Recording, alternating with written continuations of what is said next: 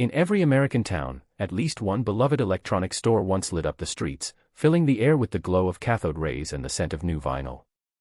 Today, those vibrant hubs of technology have faded into memories, but their legacies live on in the hearts of audiophiles and tech enthusiasts. As we count down the 25 forgotten electronics stores every American town had, brace yourself, the last few entries will surprise you, and we'll end each with the real reason they vanished from our lives. Number 25. Lafayette Radio was a treasure trove for audio hobbyists at its height in the 1970s. With rows upon rows of gleaming components, it drew in DIY enthusiasts eager to build or upgrade their stereo systems. The smell of fresh solder hung in the air, mixed with the excitement of discovering that rare component that would elevate one's rig. Customers loved Lafayette for its knowledgeable staff and extensive catalog of parts and kits, and it became a launching pad for many audiophiles experimenting with high-fidelity sound. However, by 1981, Lafayette Radio disappeared into the annals of history. The rise of ready-made systems and big-box retailers made their DIY approach obsolete. Number 24. Allied Radio wasn't just a store, it was an institution for anyone serious about sound quality. Nestled within many urban landscapes, it carried everything from high-end receivers to synthesizers, complete with a dizzying array of accessories and the warm buzz of excited conversations. Shoppers relished the camaraderie among fellow hobbyists, often gathering at Allied for workshops and product demonstrations. Yet, as personal computing technology surged during the late 1980s, consumer interest began to dwindle.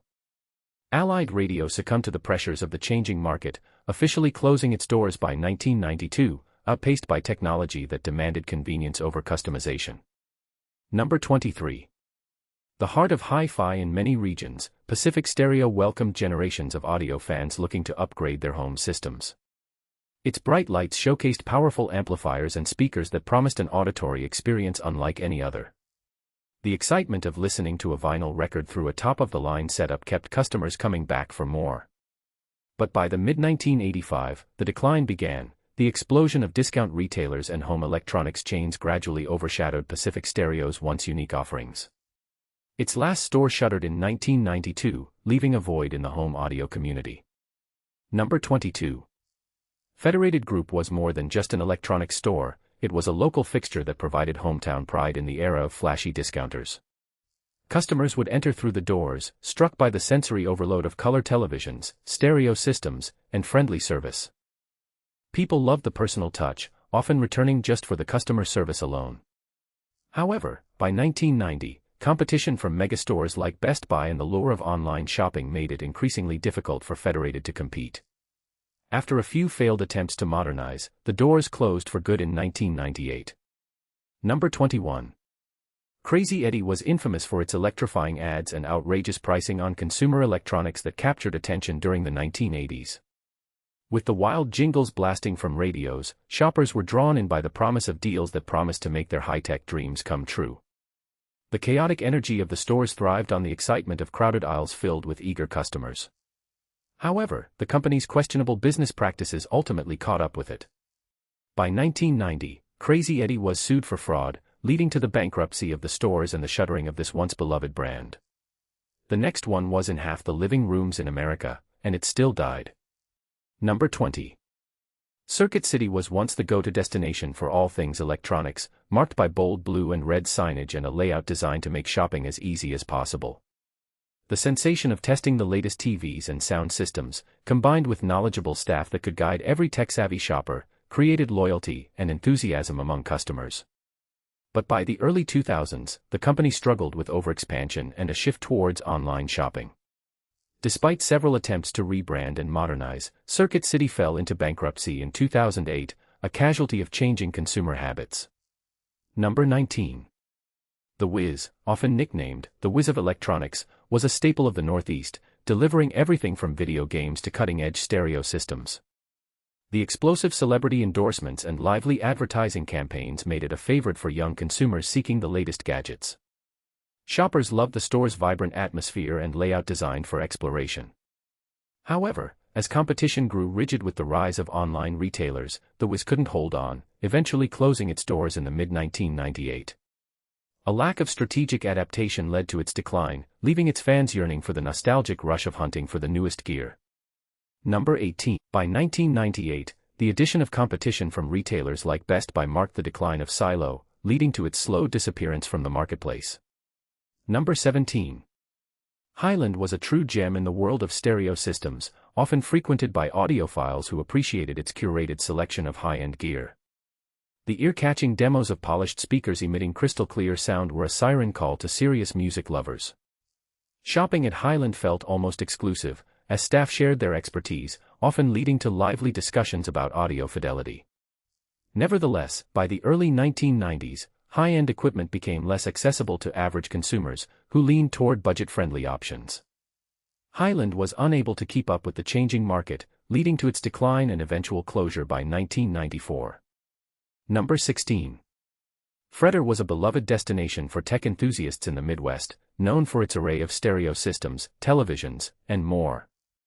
The atmosphere hummed with the excitement of demos and high-quality components, creating a loyal customer base who appreciated the love for quality audio. However, as technology advanced and consumers shifted preferences toward bigger retailers, Fredder struggled to keep up. By the late 1990s, the chain fell into bankruptcy, leaving a bittersweet legacy of what was once a vibrant hub for audio enthusiasts. The next one was in half the living rooms in America, and it still died. Number 15. Tech HiFi was remarkable in its commitment to quality and sound excellence, beloved for its wide range of equipment that catered to both casual listeners and serious audiophiles alike. Enthusiasts reveled in the opportunity to explore state-of-the-art equipment and showcase their audio prowess. The thrill of testing equipment laid out for demos made it a popular hangout for music lovers. However, shifting trends toward home theater systems diminished the demand for high-fidelity stereo gear in the late 1990s. By year 2000, Tech HiFi could not adapt, ultimately succumbing to a decline that left it shuttered by 2003. Number 14. Heathkit stores were the ultimate paradise for DIY electronics lovers, offering a myriad of kits to create anything from receivers to amplifiers.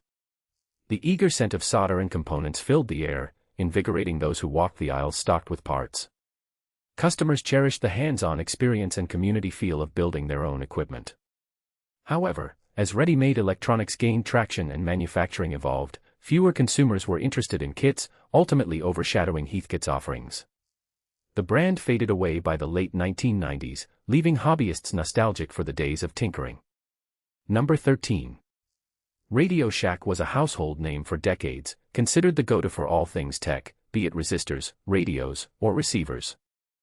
Brightly lit, cluttered with a vast collection of components, it was a playground for inventors and up-and-coming audiophiles. People cherished their local stores for convenient last-minute parts and professional advice. Sadly, the digital age marked a steep decline. As consumers opted for online purchasing and streamlined competition, Radio Shack was unable to pivot. The store began closing in the early 2000s, waning until it went bankrupt in 2015, extinguishing a piece of technological nostalgia. The next one was in half the living rooms in America, and it still died. Number 12. Incredible Universe once promised to offer a shopping experience compared to no other, where every shiny new gadget was on display. With the ambience of a futuristic wonderland, bright displays loaded with TVs, stereo systems, and computers captivated customers from every corner. It transitioned from more traditional electronics retail to a megastore model, attracting tech lovers and casual shoppers alike. However, rapid expansion undermined its presence. By 1997, Incredible Universe had overextended itself financially, leading to bankruptcy and an end to its ambitious vision. Number 11. Sun TV was a cherished electronics destination, especially in the Midwest, often preparing families and movie enthusiasts with all the latest video equipment to elevate their home theaters. The dim, cozy displays featured the most recent televisions, VCRs, and surround sound systems, creating an inviting atmosphere for those passionate about film. Customers reveled in experiences and knowledge gained from the directly engaged staff. Unfortunately, like others, Sun TV could not escape market forces. As larger stores dominated and tech evolved, it succumbed to bankruptcy in 2003. Number 10. The Good Guys was known for its unbeatable selection of appliances and electronics, exuding an inviting charm and friendly atmosphere that brought customers through the doors. Everyone appreciated the mix of service and solid advice, along with immersive demos that showcased the newest innovations. Those who entered felt welcomed and informed on their tech purchases. Sadly, the rise of fierce competitors, such as Circuit City and Best Buy, began swallowing up market share in the late 90s. The good guys began experiencing decline and ultimately ceased operations in 2003. Number 9. CompUSA was once hailed as the ultimate destination for computer enthusiasts and tech warriors alike. The bright store layout beckoned all to explore the wave of emerging technology, herding customers through aisles loaded with computers, software, and accessories.